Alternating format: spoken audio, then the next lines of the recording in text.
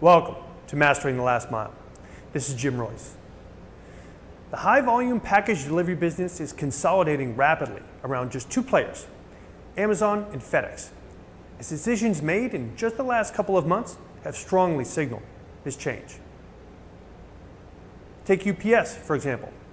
They're buying out Teamster contracts, severing delivery with Amazon, and generally moving upmarket with their service offerings. Their concentration is now high-value packages in the healthcare and B2B space. What about the Postal Service? Well, from where I sit, they function as the industry safety net, the provider of last resort. Burdened by the universal service obligation while lacking the capital agility of their private competitors, in this digital transition of the last 30 years, their main value proposition has been to deliver cheaply where others won't, like high-risk apartment buildings, or where others can't, like rural outposts. Their legacy infrastructure, technology, and employee base was built in and for a different time. It was built for stability, not dynamism. And Amazon just renegotiated its USPS contract down, 20% instead of the rumored 2/3. A reprieve, yes, but one that only lasts until Amazon finishes building out its rural network. As Amazon internalizes the high-density routes that once subsidized the mail, the USPS is left with the highest risk, lowest margin scraps of the legacy network.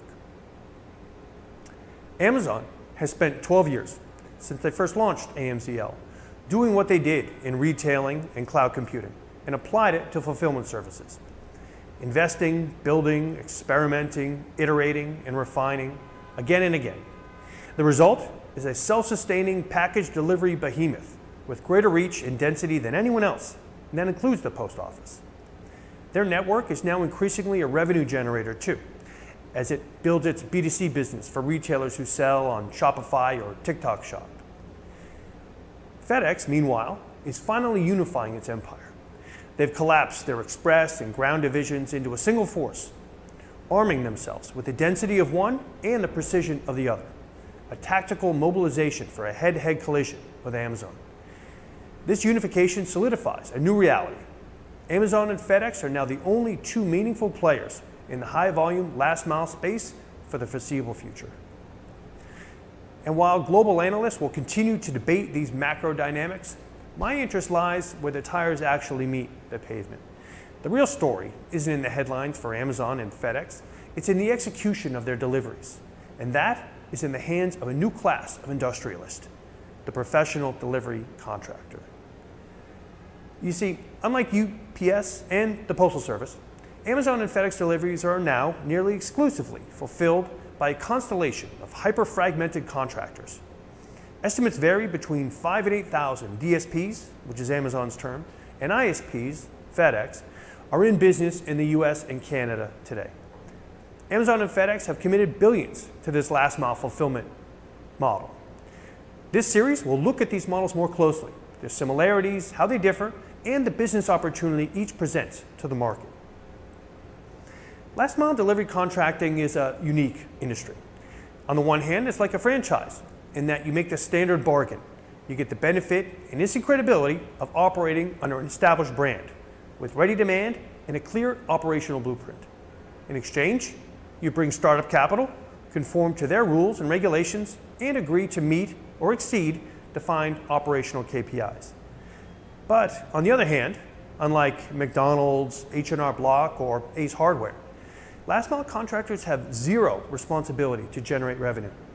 No sales, no marketing, one customer.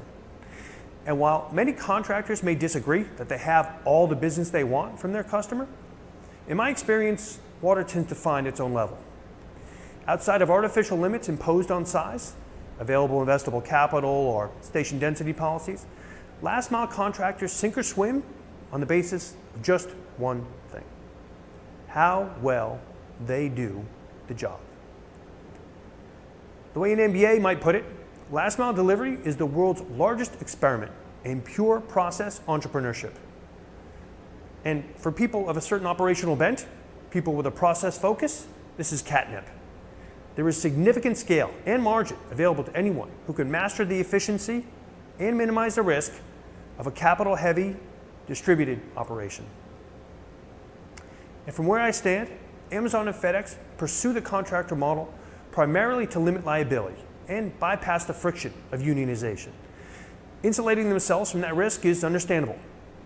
It is the primary benefit that justifies the profit margin ceded to their contractors. But that insulation comes at a steep price, a loss of direct control. Parent companies dictate policy. They pull every level of oversight they can, but they cannot bridge the gap created by outsourcing their management layer.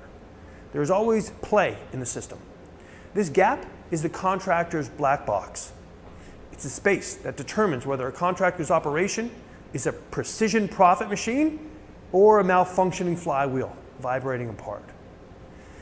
The challenge here is massive because as a contractor, you aren't just managing the levers of profitability. You're responsible for creating, monitoring, and enforcing them. You are the architect and the mechanic at the same time. Now, while both of these things have been true for some time, the industry consolidation and clear signals from these two players warrant a deeper analysis. As I've noted, each company's culture and history is different, and as a result, so are their contractors' business models. In our next chapter, we're going to break that open. We'll look at the business case, the value structure, the growth traps, the equity question, and why understanding the difference between what you earn and what you own might be the most important distinction in this entire industry. I hope to see you for that next chapter. In the meantime, thank you for joining me on Mastering the Last Mile.